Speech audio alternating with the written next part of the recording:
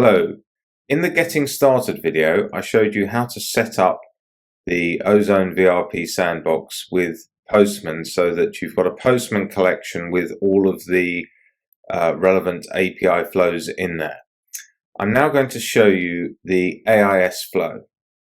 So you'll see in the left-hand navigation of VRP Hackathon Postman collection, you'll see the second item there is your AIS Flow. If I expand this flow, you'll see a number of steps. We've tried to make this as easy as possible for you. So the first step is the client credentials grant, and all you need to do is click on that and send that.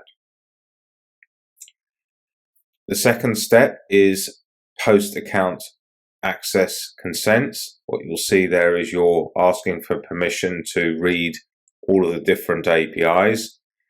You'll also see the start date and end date of transactions that you're requesting. So I'm going to send that.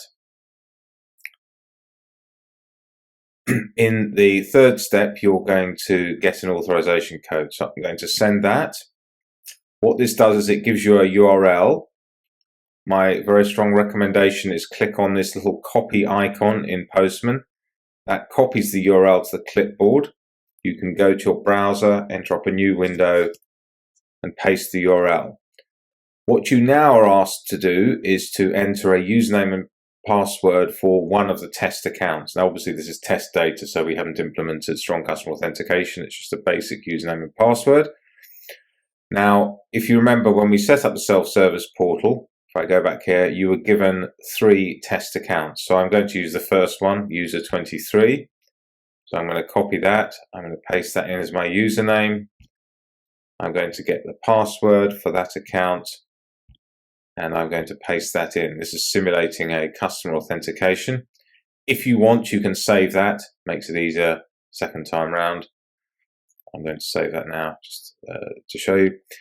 What I've now got is a set of accounts that I'm going to give access to. I can select all of those accounts and confirm. And I'm now given my authorization code. So I copy that authorization code and go back into Postman, and I go to the fourth step. It's the authorization code grant. So if I go to body, you'll see here authorization code. I select that and I paste the authorization code in there and I send that, and I've now got my access token and my ID token. I can now go and call all of the different APIs. So for example, I can get accounts. This shows me just a list of the accounts that I've just given permission to access. I can do things like get balances.